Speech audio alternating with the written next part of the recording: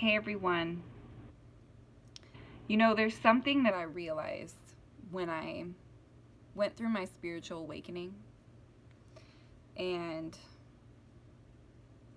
it was how obviously we care what people think when we're still in the 3D. And one thing that I noticed that shifted the most in me was that I stopped caring about what people thought at a certain point in my awakening. And that's just the thing. When you're going through your awakening, you know you've made it pretty far when you've had several identity shifts.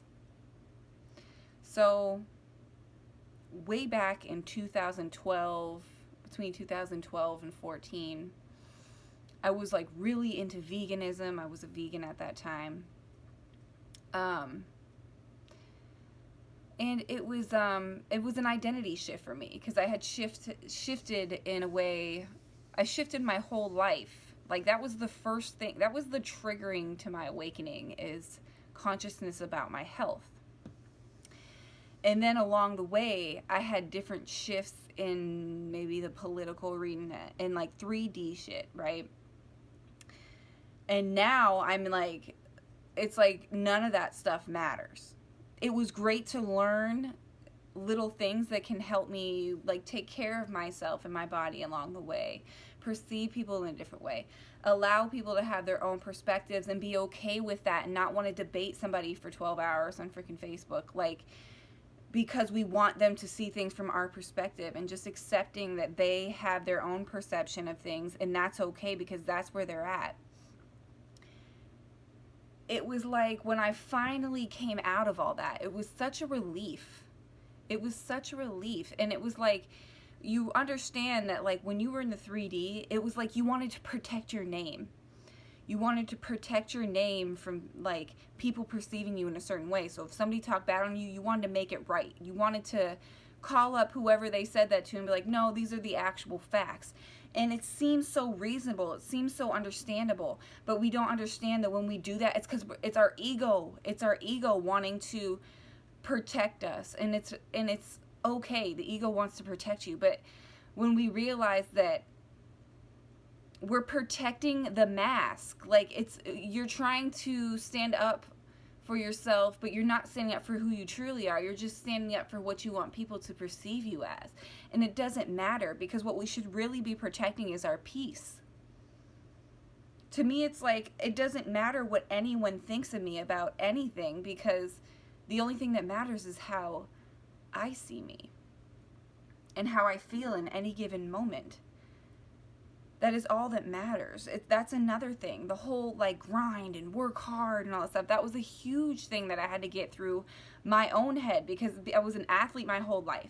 I pushed myself through undergraduate and grad school, and it was always like, what's the next thing I can accomplish? And what can I add to my resume? And it was just this ego. It was like, my life was so ego driven.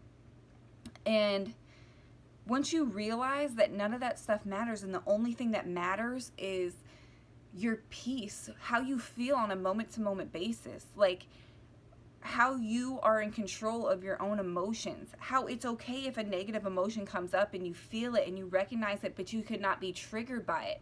You don't have to be, you don't have to react to it in a way that doesn't serve your highest good. These are the realizations. This is the big identity shift that you're going to have when you go from the awakening stage to the ascended stage, and then you're actually on your way on your light worker journey, and you're doing what your life purpose is. Like for me, I'm on here doing YouTube videos. I put painting as a priority in my life instead of a hobby now. Things that I'm supposed to be doing because they resonate with my soul. That's what I'm doing now. And it took me a long time to be able to prioritize those things, because I couldn't see the value in it for me in like a monetary sense. Or, you know, it was still me, ego, ego, ego. And now it's just like when I do things that resonate with my soul and make me feel so good in the moment, like making videos for you guys, or, you know, painting. I love to paint. When I do those things, oh my gosh, it's the most fulfilling thing ever. It's like everybody's reaching for things on the outside to fulfill them. What they're already full. Everything you're searching for is inside of you. There, the Rumi quote, and I wrote it down because I didn't want to quote him. You are not a drop in the ocean. You're the entire ocean in a drop. If you want to understand, like, oneness and what it means, like, when I say you're fulfilled and everything is inside of you, think of it in that Rumi quote. Everything is inside of you. You have access to any information you could ever want or need. And when I say that grinding isn't the answer, I just mentioned that a minute ago. What I mean by that is that, yes, you're going to have to do work. You're going to want to do work, because the whole like way to get the concept of what I mean by grinding isn't the answer is what you have to do is raise your vibration to a state where you can connect with source. And once you raise your vibration, you will act off of inspiration. You don't just go out and grind doing things because this is what you wrote down and this is the process that it said in this book that will work. Let me tell you something. I've seen a lot of people who are entrepreneurs or in sales or in all different types of businesses, and they grind, and they did everything by the book, and they're not successful. And then you see somebody that's like on their spiritual journey. They're in alignment. They're feeling good. They work when they feel inspired to. And they're so successful because they're authentic. People resonate with them. When you're out here being your true self, people will watch a video of you or see your work or see your business and they're like, oh my gosh, I want to support that. I want to be a part of that. It will all fall into place, and it will seem like you didn't even have to do much because you're loving what you're doing on a day-to-day basis. And you don't have to think hard. You don't have to think about what you're going to do tomorrow because the universe will lay it out for you. As soon as you peel your eyes open, all these thoughts of what you could do today will come to your head.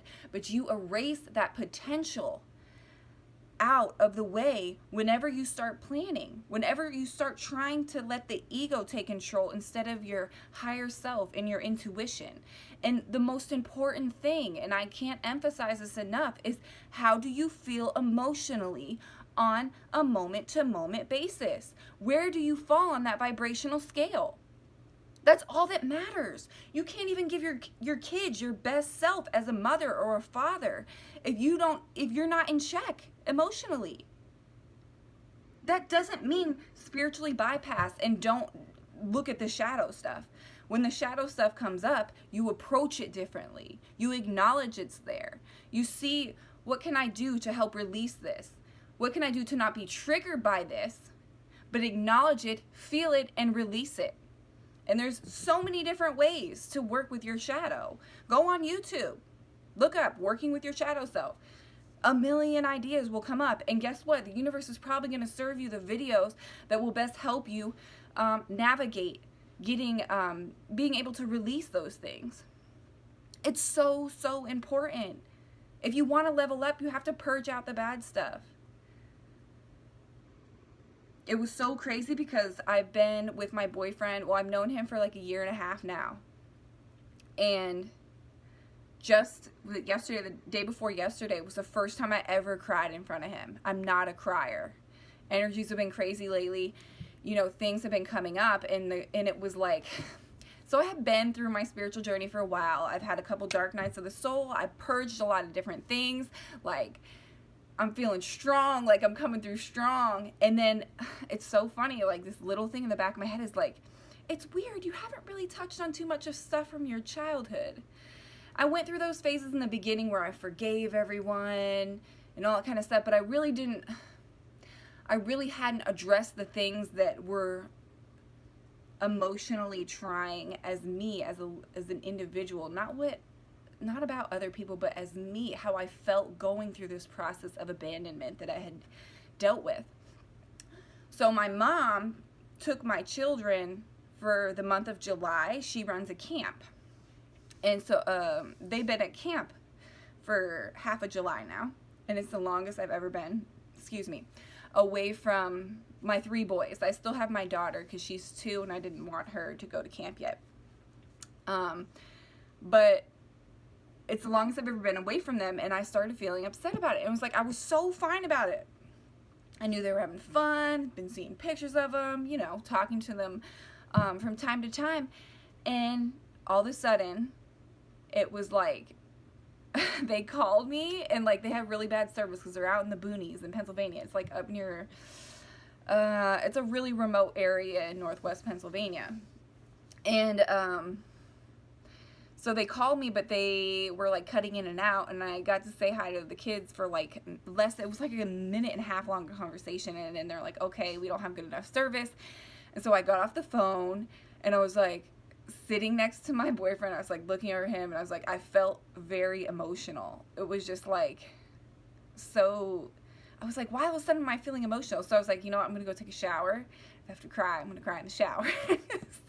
I do not cry in front of people. Like, I have to work on that. I have to work on that vulnerability, especially with my twin. Like, how have you been with your twin for so long? Well, not forever, but a significant amount of time, and you still haven't cried in front of him, and you've gone through so much. Every time I feel something, I go and have my private moment. And it's just like, when you're that close to somebody, like, they want to be able to be there for you. So I'm in the shower, I'm crying, whatever, and in the bathroom, taking my time coming out, because I'm just like, okay, you know, I'm trying to get it together. Then I come, and he knew, like, of course, he can feel me. So I come out, and I sit on the bed, but I'm like, have my back face to him, because I don't want him to look at my, like, swollen eyes and stuff. And then I just lose it, and then, like, I'm having a hard time letting him comfort me, because I'm not used to being that vulnerable. And then I realized everything hit me. It was like, I recognized that feeling. And for me, it was that feeling of when I was a kid. And at that time, my mom did not have her life together, and she had to give us up. We basically me and my brother got taken away from her because she wasn't able to take care of us. And so it was very difficult for me. And when she was gone, sometimes for months at a time, that's the feeling I felt when I got off the phone with the kids. And it was like, not about the kids though. I knew it wasn't about my kids. It was about me having to deal with that. And I could not control it. Usually I'm pretty good at stuffing the tears down in, but you know what? It needed to happen, and I'm happy it happened. And I felt so freaking light afterwards. But, and that's what I mean by, like, sometimes that shadow side is going to come up. And, like, that was probably, like, one of the biggest things for me to deal with, because it had to do with, you know, being vulnerable and really being emotional. And I had to fight through and be okay with the fact that I was expressing myself in that way in front of others, and that I was feeling these old feelings, but they had to come up. Like, you can't, like, just release things without feeling them. You have to come up and feel them. And so for me, it was good because I got to release all that sadness and loneliness and abandonment stuff, that it doesn't serve me anymore. And unconsciously I know that, but I had to release it at some point. And it was kind of like killing two birds with one stone, because not only did I get to release that, but I also got to grow closer to my boyfriend, because we got to connect in that way. He got to see me in the most vulnerable place he's ever seen me before. So that's just an example of, like, how it's important to deal with your shadow and not bypass. Yes, it's important to feel your best on a moment-to-moment basis, but it's also important to feel what you have to feel, to release it, and then be able to move forward and recognize the lesson in it, and recognize what just happened, and then feel light about it afterwards. I feel so light about it. I've talked to my kids since then. I was not feeling that at all, so I knew exactly what it was. It was just something to trigger that emotion in me, so I was able to release those feelings. So if that happens to you, don't beat up on yourself. It doesn't mean that you're not doing well on your spiritual journey because you're not feeling good in that moment. No, that moment needs to happen just as much as the moments of feeling amazing, so you can act off inspiration. It's just so important. And there was one other thing I wanted to mention, because, you know, I always talk about how I listen to different YouTube stuff on videos and stuff on YouTube. And when I was a kid, I was a huge Jim Carrey fan. Like, I still am. Like, I love him. And when I learned that he was, like, a really conscious individual, that really made me excited. So from time to time, like, his videos, little videos about him will pop up on YouTube. And I was watching one, it was talking about him getting into painting.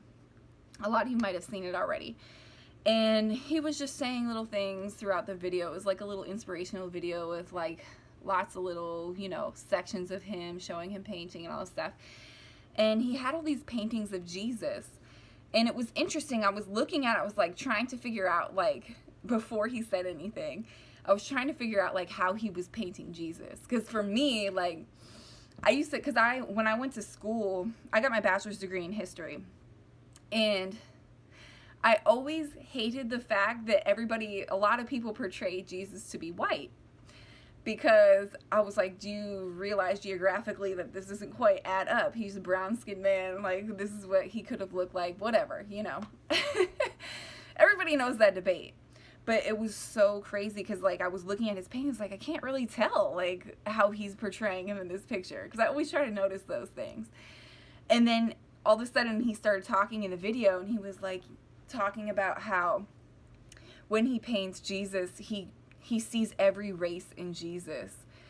And I was like, I love that. He goes, because if you think about it, every race sees Jesus as himself. So, like, everybody who is of a particular race or religion, they see Jesus, like, as their own person. Like, you know what I mean? I was like, that makes so much sense. But, like, that's kind of like how we have to see each other. Like, I see everyone in you, and you see everyone in me, and you see everything in me, because that's what it is.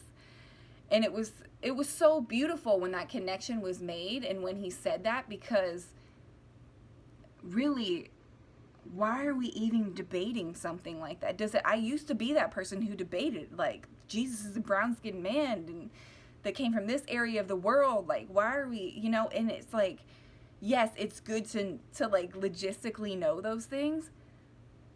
But really, Jesus was a light worker. Jesus was somebody that was just out there to shine his light to everybody. And what doesn't matter what he was or what he looked like, or if he looked like a freaking alien walking the earth. Like, it doesn't matter. What matters was that the reason he was out there healing, the reason he was out there doing those things is because he was carrying the light and the power and the energy to do those things. He was completely selfless. It didn't matter. Like, I don't even know how to describe it in any other way other than the fact that it doesn't matter. And if you don't resonate with that, it's because you're still in the ego too much. Gosh, I have a really hard time not going into certain touchy subjects like politics and different movements that are going around in the United States right now, because they're all in place to create more division and duality. Every single one, no matter what side you're on. And that's why I can't get involved in those things anymore. And I used to be so, like, into them because I wanted change, and I felt like this is how change needs to be made. But really, like, how can we... All right, I'm not going to go into that stuff because I'm really not wanting to have debates in the comments of my YouTube channel. So I try to stay away from politics, religion, and things of that nature, because people are very sensitive, and if you're not to a certain place vibrationally and in your spiritual awakening and ascension journey, then you're not even able to receive this information in a way to help to really understand the message that I'm trying to portray. Because there's too many people still picking sides. And when you pick a side, you're in duality, period. You are. When you label yourself, most of the time it causes separation, even if you're labeling yourself a vegan or whatever. Labels are useful, but putting yourself in a group and creating some type of religion type thing around it, or like, I'm a part of this group and you're a part of that group and I feel like I'm better than you, like, that is so, it creates so much division. It's duality.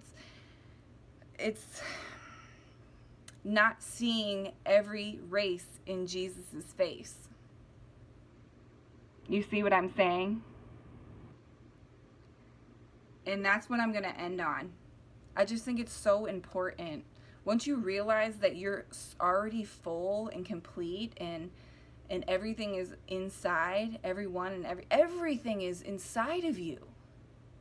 Once you realize that, life becomes a playground. It doesn't become this like, what is the next hard thing that I have to get through? It's not that.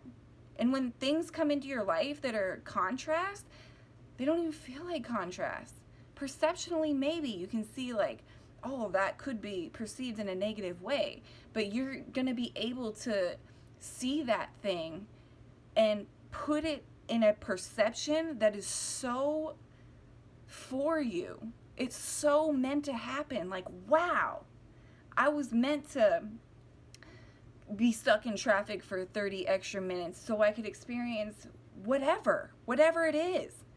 So I could get off this exit and go to the bathroom and then see this store that I wanted to go into, and then go into there, and then you find something that is like, you're in love with it. Like, it's like some type of, I don't know, I'm making this up. You see what I'm saying though? Like, you just never know. You could just be at work and all of a sudden you feel like you have to go to the bathroom, and on the way to the bathroom there's this window, and you look out the window and you see something that's so symbolic for you. I don't know what that is. I'm just saying that's how your intuition works. It will surprise and delight you, but you have to like go through these shifts in identity. You have to go through the process. You have to, there's a lot of people still hiding behind the curtain. There's a lot of people like who aren't out about who they are. Once you get so far in your ascension journey, like all the masks come off. You're out to everyone. Like when I started making YouTube videos, I'm out to everybody, my family, everyone. Everyone can see it. Most of them don't understand it. And now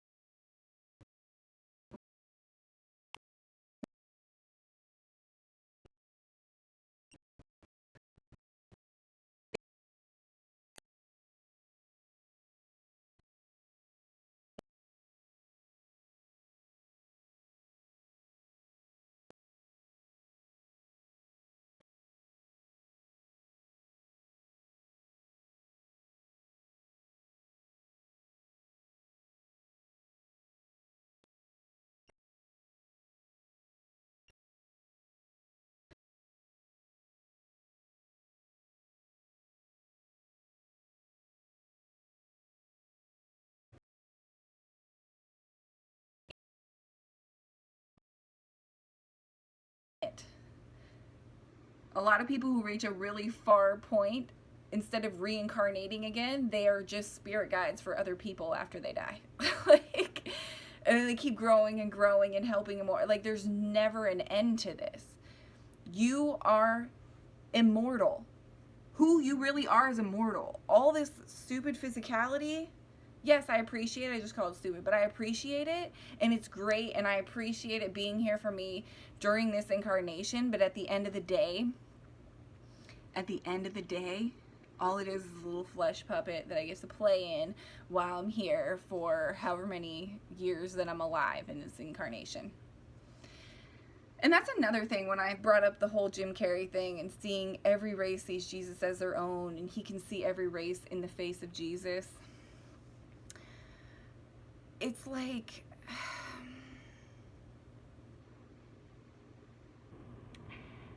I'm really trying not to bring up touchy subjects. And I feel They're nudging me, and I'm just like, and that's me. That's my ego trying to protect me right now, because I'm subconsciously a little bit afraid of backlash of what people will say if I open up about how I feel about certain things. So I think I'm going to save it for a different video and get more clarity on that before I open up too much, because I want it to be right. I want it to be right. Moral of the story is that you are already fulfilled. It's like everyone's looking, everything that you're reaching for that external fulfillment is already inside you. Like, it's not, like, for me lately, it's been like, okay, I don't want to live in this house. How can I find a way to not live in this house anymore and get a different house? And I want it to be perfect house. I want to be in the perfect financial standing so I can get my house. And like, that's something that I've been battling with lately. And it's just like, everything's with you right here, Kels. Everything's right here with you. All the happiness and fulfillment that you're trying to reach for in some type of external thing is right here. Remember that. It's so important. And the last thing I'm going to say, because I'm not going to go too deep into it, but just think about this for a second, because I thought about this quite a while back, but I've never really mentioned it on one of my videos before. Say you were a person during the time of slavery in the United States. Say you're a slave. And then say you're a slave owner. Okay, say you're a white slave owner during slave times. Whatever, you did what you did. You reincarnate as a black man. Think about that. Then how, you know what I'm saying? Think about those types of things. And the reason that came up for me a while back is because when I first woke up, when I first started having visions during my meditations, well, being conscious of my visions during meditations, I was having a rough time, and I asked my guides, I was like, please show me who you are and comfort me in, like, do that in one of my visions for me. Like, help me feel more comforted, because right now I feel so alone, right? This was during the time where I was, like, in my separation with my twin. And every time I got a vision, I was a little girl, and they did the whole background. I'm gonna cry. Almost every single time I talk about this stuff, I cry, and that's why I haven't talked about it on here. I was a little girl, and I looked like, almost like myself in this lifetime as a little girl. I was a little blonde girl, probably like 4 years old. And it was like, there was no real background, but there was a rocking chair with an older woman in it. She was kind of like, she was a curvy woman, a curvy older black woman, probably in her 60s. And I was a little girl, and I would run up and I would like jump in her arms and rest my head on her boobs, because they were nice and squishy and big, and just cuddle up into her. And she would just rock me, and I would just sit in my meditation, and she would just be sitting there rocking me. And it was like back in the day where they, like, this, literally the house slaves were like taking care of the children, the white children of the slave owners and stuff. And it was like, that was the tone that was set. And every single time I get in a weird space, I'll get in my meditation, and if I'm really needing support, my guides will take me to that scene every single time, and I cry every time. Like, I'm trying not to cry right now. So, I just want you guys to think about things in a different way, because, like, when I say, like, when Jim Carrey says that he sees every race in the face of Jesus, like, we're all one. You used to be a black person. You used to be a freaking soldier in war and killing people. Everybody went to war in a past life. Like, that's how many lives that you've had. You've had trauma from battles in past lives. Like, you've experienced trauma in past lives. You've experienced all types of stuff. So when things come up and you don't, like, understand where they're coming from, and you can't pinpoint it as something that happened in this life, you don't understand how much stuff we've been carrying. So when I say, like, we're going through this process and be gentle with yourself, just understand, like, you're healing so much. You're healing so much. You're letting go of things that you don't even know that you're holding on to. Be easy on yourself. And if you're having a hard time, maybe do what I did and ask your guides to show you during meditation that comfort. Because, shoot, I can't even talk about it without crying, like without starting to get emotional, because it's so real. That comfort I feel from my guides in the universe is so real. And it's like always there. Always there. And now I finally realize that not only is that comfort and protection and safety always there, but so is that happiness and joy and fulfillment and love. Like, it's all right there. It's right there. You just have to reach for it. You just have to ask for it. You just have to communicate. You just have to be in a place where your heart is open. Just open up your heart to it. This video is kind of getting long, so I'm gonna sum it up there. I love you guys. Hope you have an awesome rest of your day. Check out my website and my social media. I'm on Instagram and Facebook, and here on YouTube under Kelsey Franks, and then kelseyfranks.com for any of my services. I love you guys so much. Have a great day.